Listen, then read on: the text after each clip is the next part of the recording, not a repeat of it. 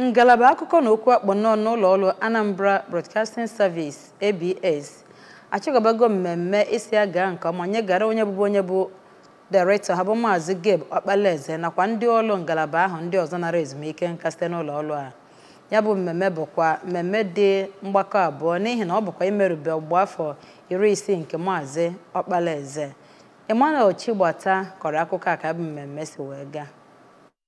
Ya bụ mmemme bụ nke were ọnọdụ na ụlọ ọrụ ABS nke dị n'Awka ma bụrụ nke dọbatara ọtụtụ ndị mmadụ site n'akụkụ ebe dị iche iche tinyere kọmishọna na-afụ maka ndị uwe ojii na steeti a bụ Maazị Aderemi Adeoye nke ọ bụ onye na-agbasa ozi na mmekọrịta ọhaneze nke ndị uwe ojii Maazị Tochukwu Ikenga nọchitere onye isi ụlọ ọrụ ABS Sashido Obidiegwu ndị directors ndị nta akụkọ dịgasị iche iche nakwa ndị ụlọ ọrụ ABS. Ndị ahụ nara ezumike nka bụ Lady Monique Okechukwu, Maazị Theophilus Ukoha, Maazị Fidelis Nwakwesili, Odoziakụ Regina Onyanusi, Odoziakụ Ifeoma Okoli nakwa Odoziakụ Edna Okonkwo. Ya bụ mmemme enyeghị naanị ọnọdụ isi ha jee nke ọma kama ọ bụ n'iji soro ha ṅụrịa na ọtụtụ ọrụ nke ha rụrụ n'oge ha nọ n'iru ọrụ n'ụlọ ọrụ ABS. Ya bụ mmemme nyekwara ohere ka ya bụ onye jibugoro ọkwa direktọ na ngalaba akụkọ ụwa na okwu na-ese akwụkwọ Maazị Okpalaeze nyere ihe ọzụzụ nyegara ndị ụlọ ọrụ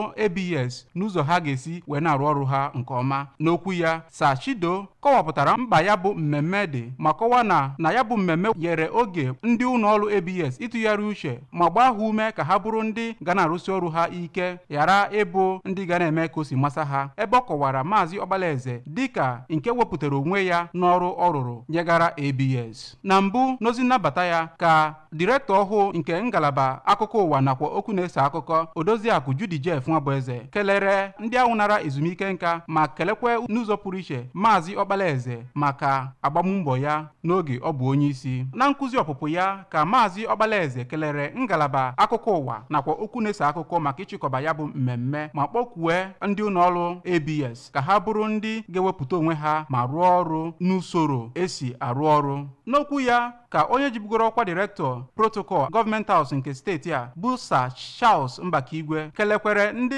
ngalaba akụkọ ụwa nakwa okwu na-ese akụkọ n'iji kwado Maazị Okpalaeze nakwa ndị ọzọ nakwara ezumike nka. Anọ na ya bụ mmemme wee waa achịcha bekee ncheta ọmụmụ nke Maazị Okpalaeze inye ndị ahụ nara ezumike nka ọtụtụ onyinye nakwa egwu nke agbakwara. Site n'Awka, Emmanuel Chigbata maka akụkọ ụwa ABS.